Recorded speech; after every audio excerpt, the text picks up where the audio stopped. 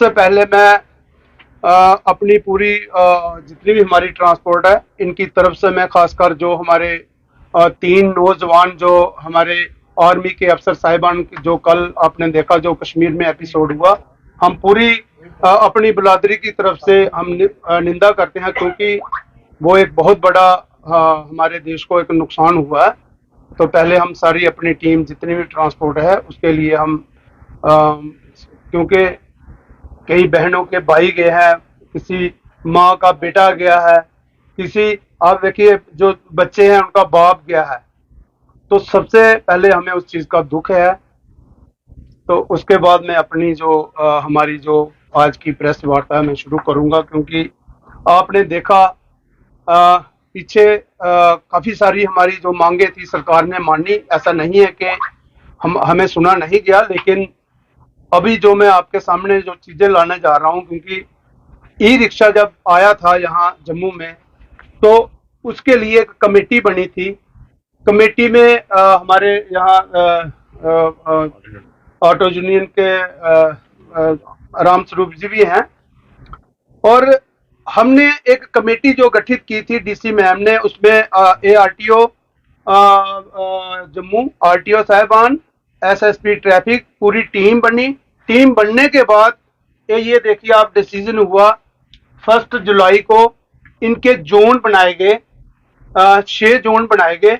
उसमें से 6 जोन जो बने, रूट्स जो बने हैं वो बीच में बैठ के उसमें ई रिक्शा के प्रधान साहिबान भी थे, और हमारी जितनी टीम जो इन्होंने, जैसे मैं भी उसमें मेंबर था all J&K transport welfare association के प्रधान होने के नाते, तो जोन बने, रूट्स बने। लेकिन आज मुझे ये कहने में बड़ी शर्मिंदगी हो रही है कि सरकार ने जोन भी बनाए और रूट्स भी बने, लेकिन आज धड़ल्ले से आप देखिए, आप लोगों से कोई चीज छिपी नहीं है, धड़ल्ले से जहां इनका दिल करता है वहां वो जा रहे हैं। तो आज आके हमारा नुकसान हो रहा है। ब्लैक ऑटो और मिनी बसेस को सबसे ज्यादा नुकसान हमें हो रहा है।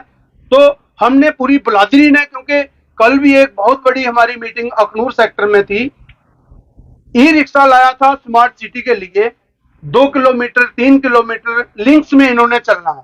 मगर आज आप यहां से बैठिए, अगर बोलेंगे आप उनको कि दुमाना जाना है तो लाइए जी 500 रुपया, अगर आपने बिश्नाह जाना है तो वो कानून नाम की कोई चीज नहीं है। हमारी हमने सबने ये डिसीजन लिया है। हमारी ये 5 मांगे हैं। एक तो हमारा ई रिक्शा का जो रूट्स उनके बने, हम ई रिक्शा के खिलाफ नहीं है, उनके जो रूट्स बनाए गए हैं वो उन रूटों पे चलें जहां जहां ये तकरीबन 75 के करीब रूट्स हैं और जोन बने हैं। एक तो हम चाहते हैं कि ये सरकार इनको ये इम्प्लीमेंट करे, और 10 दिन का हम सरकार को टाइम देते हैं। हमने बहुत बर्दाश्त किया, अब बर्दाश्त से बाहर है, क्योंकि नुकसान हमारा मेटाडोरों का आप देखिए स्टैंड पे लगा के चलिए चलिए अम्फला जी इस तरह की ये आवाजें लगा रहे हैं। दूसरी हमारी मांग है, हमारे परमिट्स, कुछ ऐसी गाड़ियां हैं जो कोरोना के दौरान बंद रही, अभी 3-3 4-4 साल से वो खड़ी हैं, उन गाड़ियों के परमिट रिन्यू नहीं हो रहे और बैकलॉग नहीं हो रहे। ये 2 हमारी उसमें, ये दूसरी मांग हमारी, वो बैकलॉग होने चाहिए जो गाड़ियां खड़ी हैं, और ये जो रिन्यू नहीं 5 साल के परमिट, ये भी 2 हमारी इसमें ये मांगे हैं। तीसरा हमारा रिप्लेसमेंट होती थी पहले कि भी 10 साल की, जैसे वो मैं अगर मेरे पास 2005 मॉडल गाड़ी है, मेरे पास परमिट्स है, मैं उसको लगा सकता था, लेकिन सरकार ने एक नया कानून लाया, 10 साल की जो पुरानी गाड़ी है उससे ऊपर वो परमिट नहीं लगेगा। मुझे बताइए, 20 साल गाड़ी की लाइफ इन्होंने फिक्स करी हुई है, 20 साल अगर लाइफ है तो 20 साल उसका वो परमिट उतरना चढ़ना चाहिए। एक मांग हमारी, ये चौथी मांग हमारी ये है। और उसके बाद इन्होंने, आप देखिए एक बहुत बड़ा यहाँ स्कैम हो रहा है, SRTC इन्होंने लाई। SRTC पहले SRTC गवर्नमेंट के अंडर चलती थी, गवर्नमेंट की गाड़ी होती थी, लेकिन आज रतन टाटा की आप देखिए आप बसें आई हैं। क्या इन लोगों को यही ड्यूटी इन्होंने बनानी थी? हमारी जो जनता जो हमारी, आप देखिए गाड़ी के पीछे 3-3 4-4 फैमिलियां पल रही हैं, इन्होंने गला घोट रखा है हमारे ट्रांसपोर्टरों का। यही हाल हमारा जम्मू में है और यही हाल हमारा कश्मीर में है। तो मैं आपके माध्यम से खासकर, क्योंकि हम वो कदम नहीं उठाना चाहते थे क्योंकि हमारा इम्तिहान लिया जा रहा है, क्योंकि मीडिया के मैं सामने वो चीजें लाऊंगा कि हमें कोई रोक नहीं सकता ना दबा सकता। तो हमने 10 दिन का टाइम दिया है, 10 दिन के बाद हम चक्का जाम करेंगे, ये हमारी बिरादरी का फैसला है। क्योंकि हमारी जो जेन्युइन मांगे हैं, ये मांगे आप देखिए, सब जो हमारे ड्राइवर और कंडक्टर जिन्होंने मालिक, जो गाड़ी मालिक हैं, जिन्होंने पैसा खर्च करके रखा हुआ है, वो लोग भूखे मर रहे हैं और भूख की कगार पर हैं। ई रिक्शा के हम खिलाफ नहीं है, जो रूट इन्होंने 75 के करीब इसमें रूट्स हैं, जोन बने हैं, वो हमारे भाई हैं। हम ई रिक्शा के खिलाफ नहीं है, मगर ई रिक्शा चले, यहाँ इनके रूट्स हैं, हमारे भी रूट्स हैं, बस के रूट्स हैं। आप देखिए बनाल रूट्स का, उसका भी एक रूट्स है, आरएसपुरा का भी रूट्स है, शंभ का भी रूट्स है, बुनसरजोरी का, क्योंकि सब अपने अपने दायरे में चलते हैं। मेटाडोरों के भी इसी तरह हमारे 100 के करीब रूट्स हैं। तो मैं खासकर मीडिया द्वारा मैं क्योंकि हमारी काफी सारी बातें एलजी साहब ने हमारे वो मसले पिछले आपने देखा हल किए हैं, मगर ये जो हम 10 दिन का टाइम दे रहे हैं, इसके साथ कोई समझौता नहीं होगा। क्योंकि चक्का जाम में हमने सबने डिसीजन लिया है कि अगर हमने भूखे ही मरना है तो हम खुद अपनी गाड़ियां बंद कर देंगे। क्योंकि आज हालात इतने बन चुके हैं कि हम फरियाद सुनाएं किसको। तो ये जो आज हमने सभी ने मिलकर डिसीजन लिया है, 10 दिन का टाइम सरकार के पास है। इमीडिएटली सरकार, अगर आपने जोन बनाए हैं तो नलायकी किसकी है इसमें, मुझे ये बताइए। इंप्लीमेंट किन लोगों ने करना है? क्या ये सरकार चाहती है कि हम आपस में लड़ें और आपस में एक दूसरे को आप देखिए, जब कहीं जितनी भी हमारी, चाहे वो मेटाडोर्स के ड्राइवर हैं, चाहे वो ऑटो के ड्राइवर हैं, हमने उन लोगों को लगाम दे के रखा हुआ, आप लड़ोगे नहीं, झगड़ोगे नहीं। क्योंकि ये कानून, अगर इन्होंने, सरकार ने ये कानून बनाया है, तो ये कानून सरकार ने ही इम्प्लीमेंट करना है।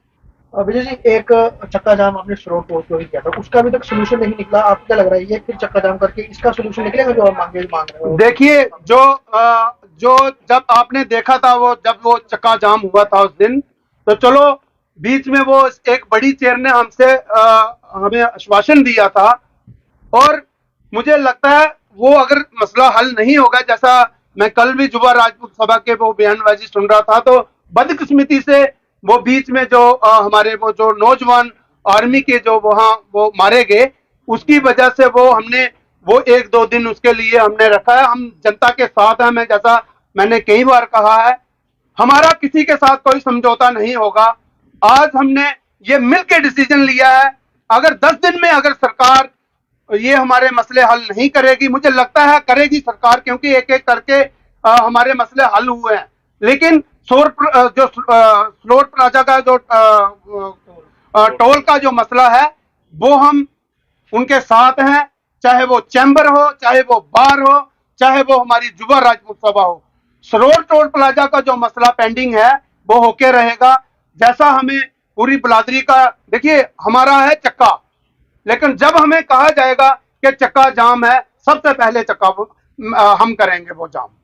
जी, अभी आपने ई रिक्शा के बारे में बात की, लेकिन अगर ब्लैक ऑटो की जो आप बात कर रहे हैं, इस तरह की भी शिकायतें मिल रही हैं कि वो भी लोगों को लूट रहे हैं, क्योंकि जिस तरह से मीटर पर उन्हें चलने के लिए जो है वो ट्रांसपोर्ट डिपार्टमेंट ने भी कहा था, ट्रैफिक पुलिस ने भी कहा था, लेकिन इसके बावजूद जो है वो शिकायतें इस तरह की आती हैं। सब लोग ऐसे नहीं है, लेकिन कुछ लोग जो हैं वो मनमाने रेट वसूल रहे हैं। इस पर आप उन लोगों को क्या निर्देश अपनी तरफ से देंगे? देखिए, मैं आपकी, हो सकता है आप जो बोल रहे हैं सही हो, लेकिन अगर ऐसा कुछ होता भी है तो हमने कई बार मीडिया द्वारा भी कहा कि हमारी नॉलेज में वो चीज लाई जाए। लेकिन मुझे नहीं लगता कि एक ऑटो वाला, ब्लैक ऑटो वाला, जब कहीं उसकी पहले अगर वो मनमर्जी करता था, लेकिन अब वो नहीं है। मगर आज भी अगर आप क्योंकि आपसे कोई चीज छिपी नहीं है, अगर आज भी आप बस स्टैंड से बोलोगे वो 100 रुपया लेगा, 150 रुपया लेगा, 200 भी, लेकिन जो ई रिक्शा है उसमें ना तो डीजल है ना पेट्रोल है, उसने तो बैटरी पे चलो, वो उनसे भी ज्यादा पैसे मांग रहा है। लेकिन सरकार का कहाँ, वहां आप देखिए, ये सरकार ने ये चीजें देखनी चाहिए। आज अगर आप यहां से आप बाहर निकलो, आप बीसी रोड से आप बोलिए ई रिक्शा को, भाई हमने बन तालाब में जाना है, मुझे लगता है वो आपको ना नहीं करेगा, वो आपको ले जाएगा।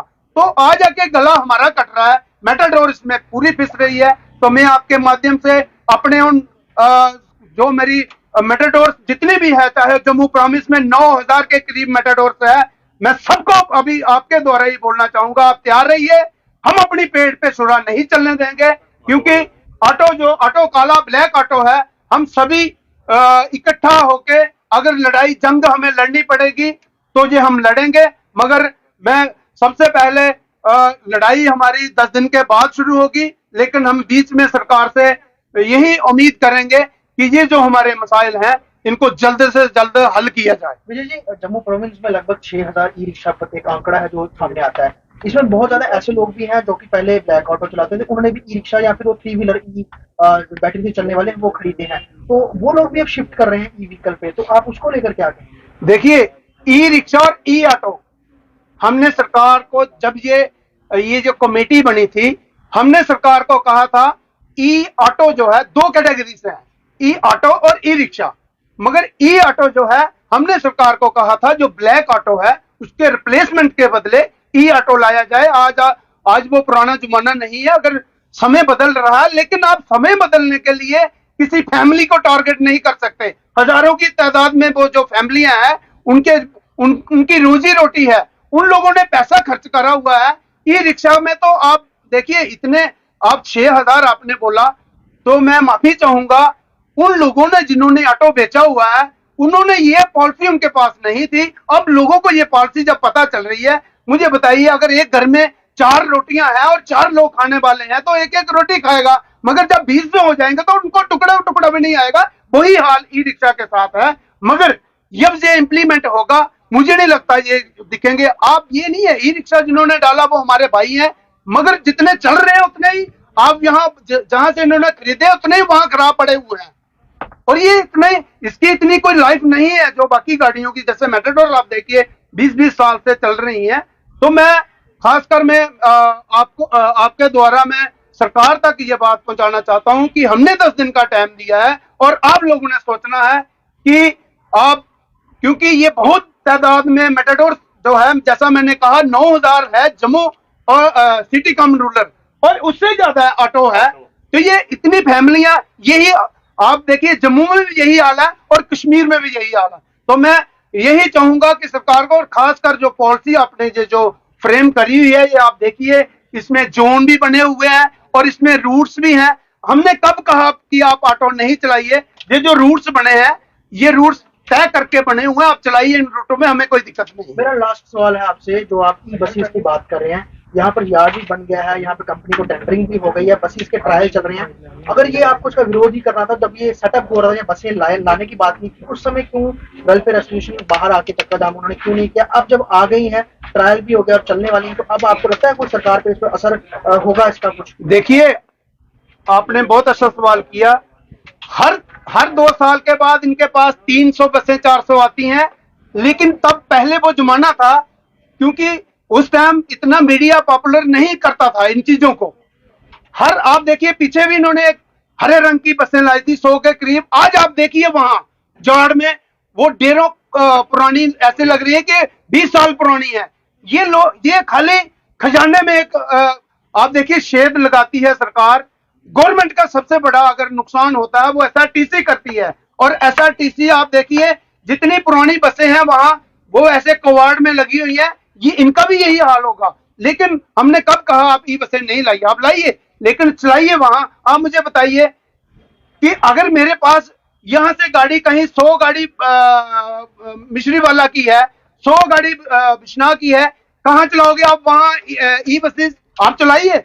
जहां हंगरी रूट है, यहाँ सर्विस नहीं है, बहुत सारे ऐसे रूट हैं जो हमारे खत्म हो चुके हैं, आप चलाइए, हमें कोई दिक्कत नहीं है। लेकिन पहले आपको सोचना पड़ेगा, क्या टाइम टेबल के बगैर चलेगी वो गाड़ी? जब धड़ल्ले से आएगी और कट लगा के वापस जाएगी। टाइम टेबल बहुत जरूरी होता है, क्योंकि अगर टाइम टेबल से गाड़ी नहीं चलेगी तो उसका कारण एक्सीडेंट होता है जब रेस लगती है। तो मैं सभी कुल मिला के हमारा जो आज का ये प्रेस कॉन्फ्रेंस करने का जो मकसद था, वो 10 दिन हमने सरकार को टाइम दिया है। 10 दिन के अंदर हमारी इन मांगों को जल्द से जल्द इनका निपटारा किया जाए। धन्यवाद।